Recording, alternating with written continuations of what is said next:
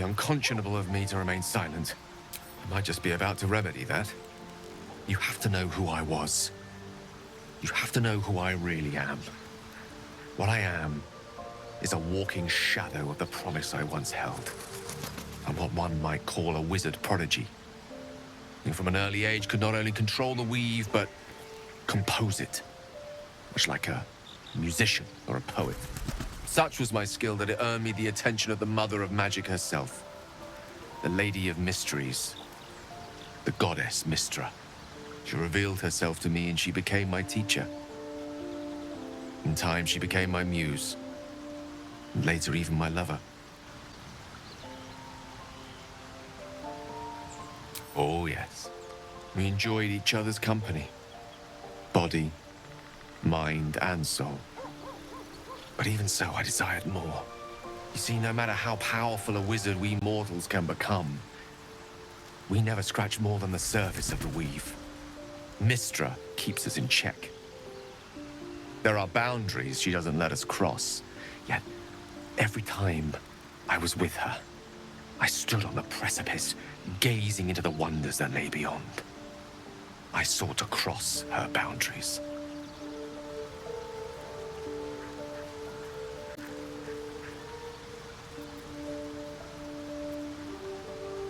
Though not, I think, my methods. I tried to convince her. I pouted. I pleaded. I swore my ambition was only to serve her better. She only smiled and told me to be contented. Inconceivable as it seems to me now, I shared a bed with a goddess, yet I wasn't satisfied. So I sought to prove myself worthy to her instead. We come now to the crux of my folly. Shall I share the story behind it, or would you rather head straight to its sordid finale?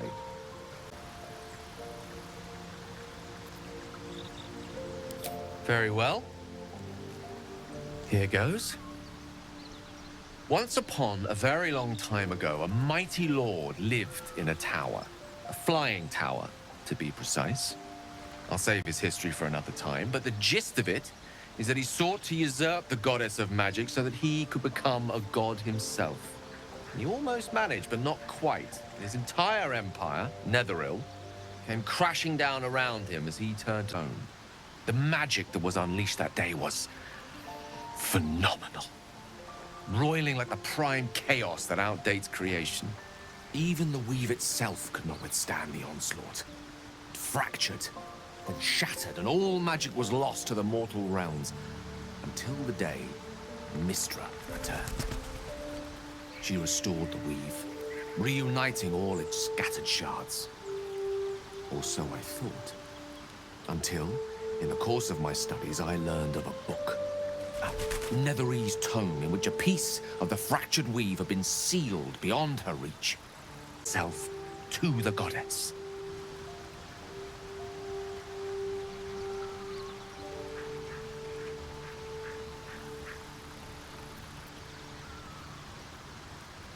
The answer was to try. And the outcome was to fail. I was certain that this deed of raw power, draped in romance, would convince Mystra to take me by the hand and welcome me into her hitherto forbidden domains. I was mistaken. I obtained the fabled book and took it into my study.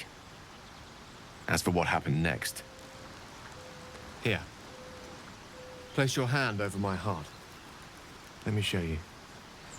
Then, into the dark.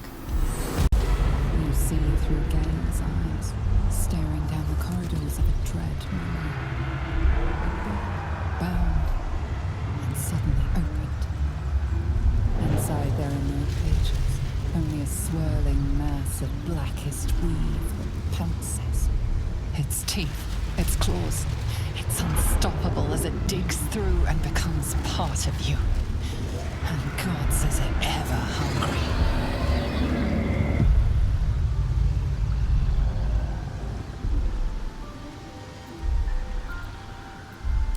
Thankfully, the moment I absorbed the fragment wasn't enough to kill me outright. This Netherese blight, this orb, for lack of a better word, is balled up inside my chest. and it needs to be fed.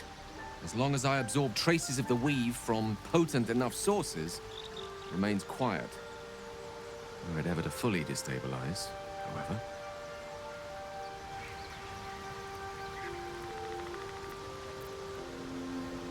Rather worse, actually. I will erupt. I don't know the exact magnitude of the eruption, but given my studies of Netherese magic, I'd say even a fragment as small as the one I carry, it'd level a city the size of Waterdeep.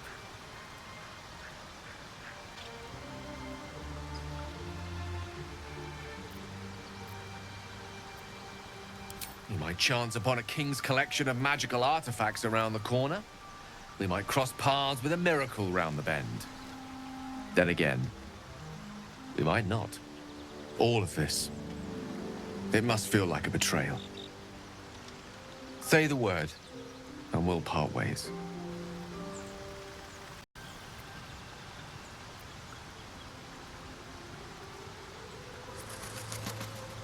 That is a great relief. Oh, a great relief indeed. You truly are a soul that steals my own. From all my new rallied heart, I thank you. I thank you all. I understand if you stand against me. I'm humbled if you stand with me.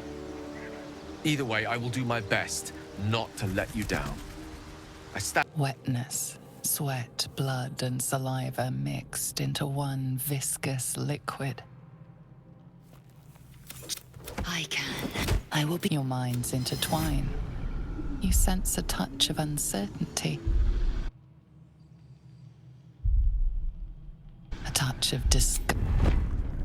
Let it be so. Vlakith Gorg Shkatzai.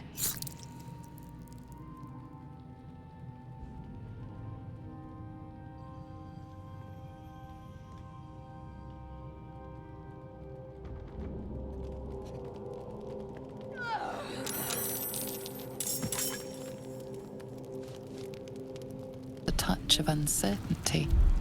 A touch of disgust.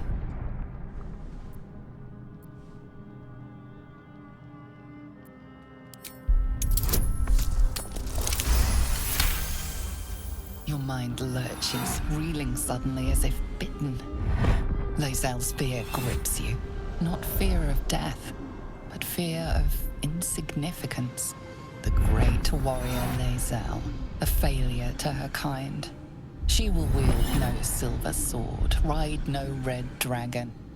Forever unknown to the great Lich Queen Vlakith.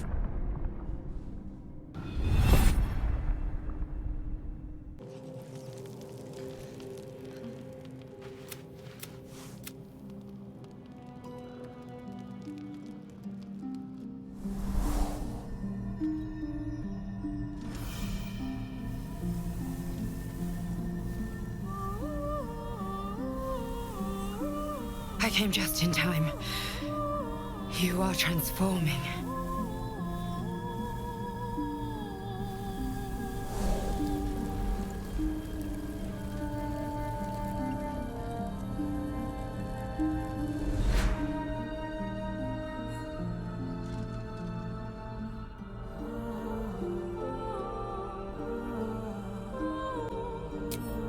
Yes, you have. I saved you before.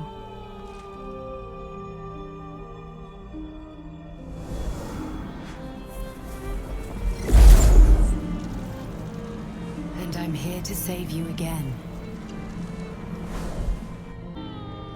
Not while I'm around. I'll protect you.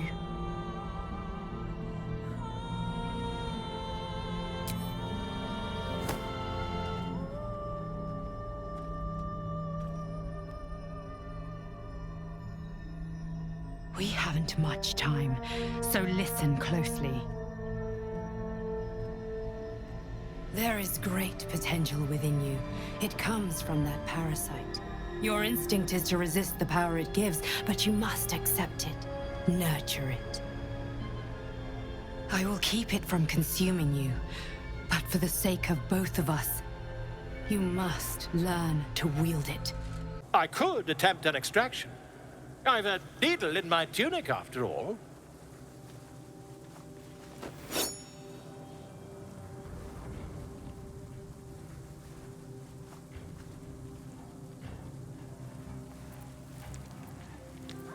Volo carefully holds one of your eyes open and begins to prod uncertainly with the needle.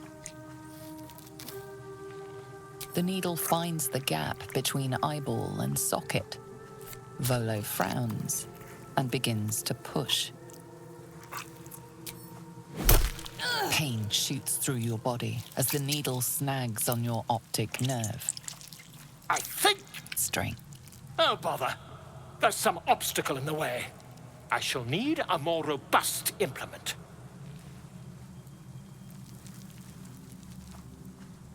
Volo carefully withdraws the needle from your eye. Then, reaching into his bag, he produces an ice pick. Volo slowly brings the ice pick closer to your eye. Now, don't move. Cold metal presses against the skin beneath your brow. And then, tap, tap, stab.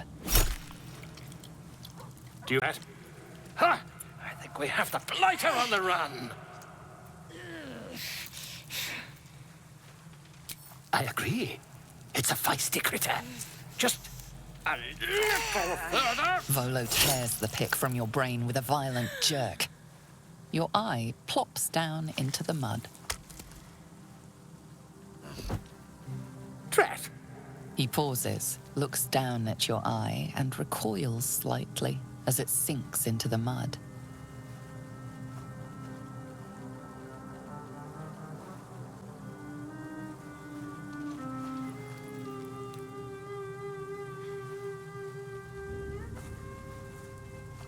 There appears to be an amount of cosmetic damage.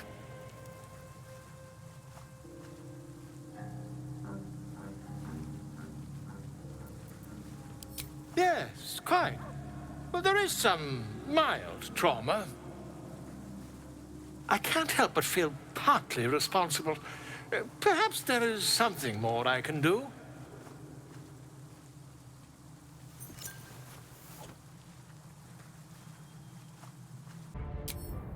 It's difficult to put into words.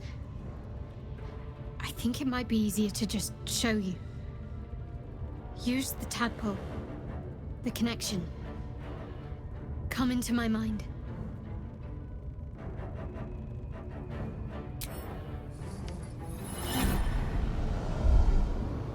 I don't remember how it started. Only how it ended. I was fleeing.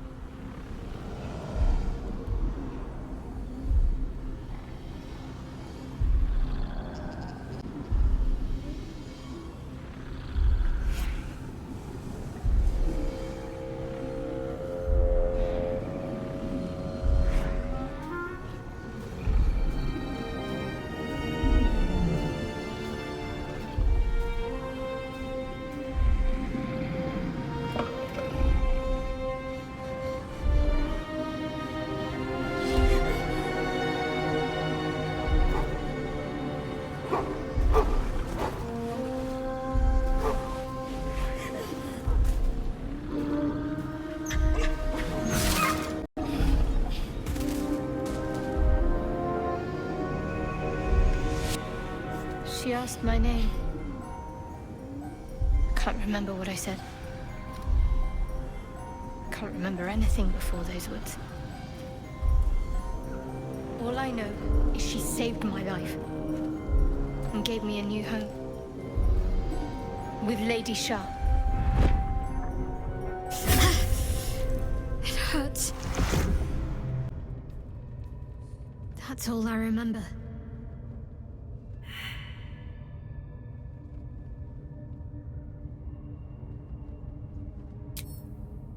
Normally I'd agree, but with you, it's getting easier by the moment.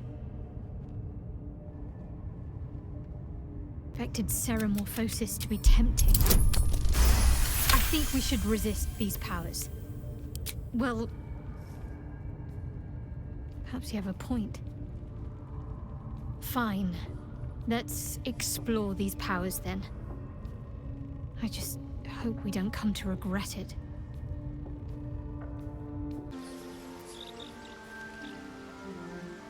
It is a certainty.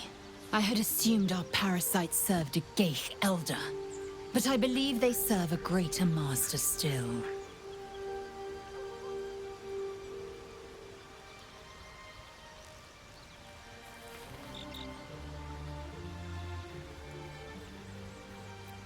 A question that burns in my belly day and night. Elders and collectives abide by their own tenets.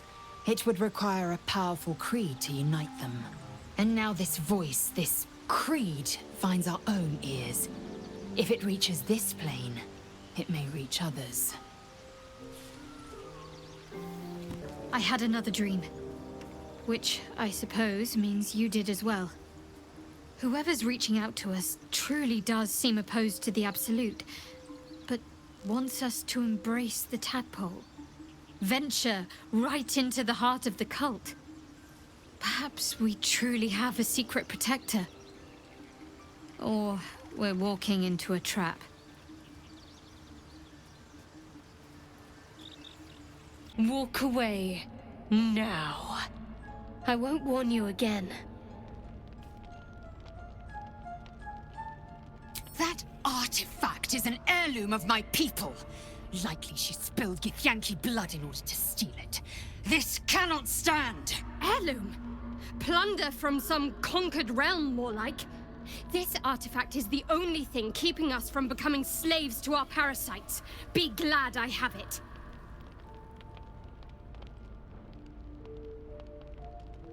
Lae'zel thinks I have something important to her people. She's deluded, clear. Lies! She carries an heirloom of my people. I must know why!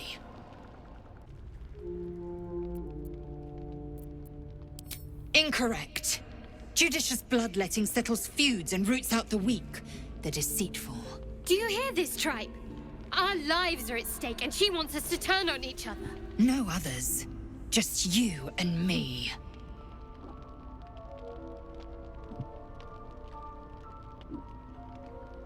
You hear that, Lae'zel? It's called common sense. Tisk. You seek reason in dishonor.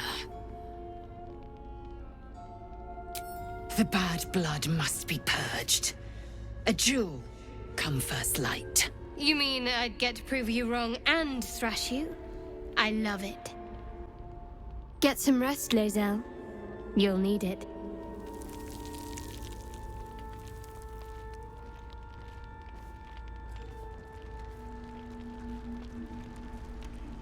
You had every chance to look the other way.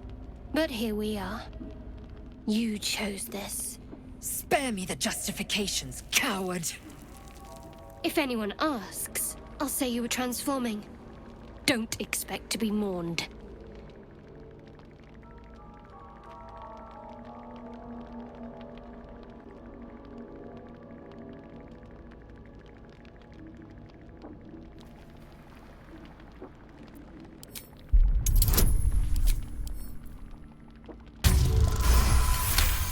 She's a liability. It's the artifact we need, not her. Let me up, and I'll show you.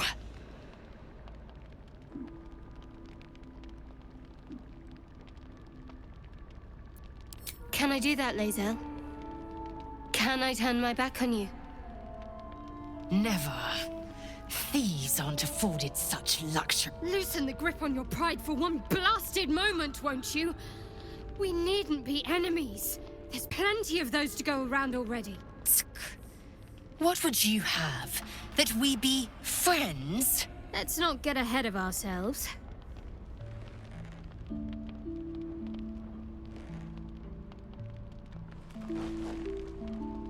But imagine what we might achieve if we channeled some of that hostility back at our real foes, instead of each other. They wouldn't stand a chance. The dog holds a well-chewed ball in his mouth. The dog is unable to speak through the small bag he holds in his mouth.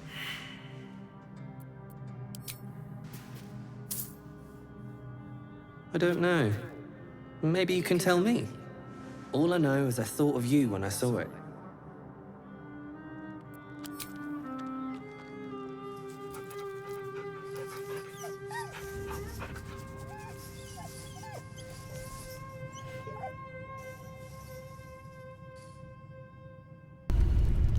I've come to sate you and be sated. I lead, you follow. So you think. Let's see if you're right.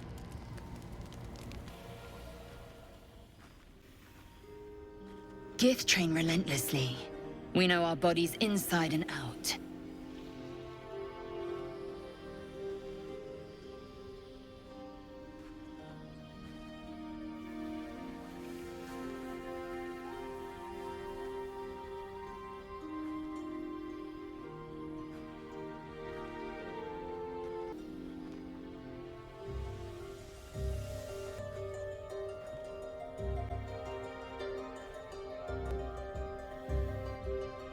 A pause, and then the flicker of a tongue across your neck.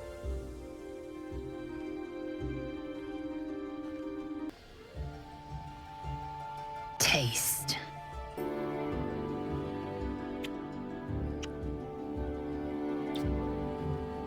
Good. Lower.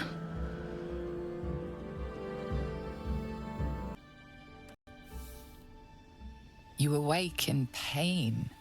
Your back, your hands, even your tongue ache. It's time I return to my bunk.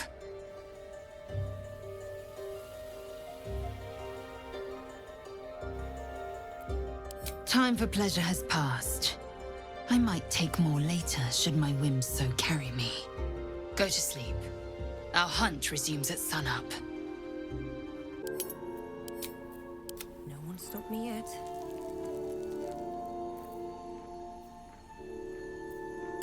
There's a trace of magic on it.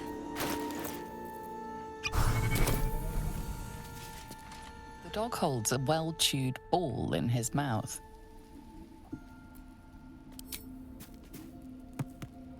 All right. It's only fair that you enjoy it too. But if you feel like throwing it, I wouldn't mind that at all.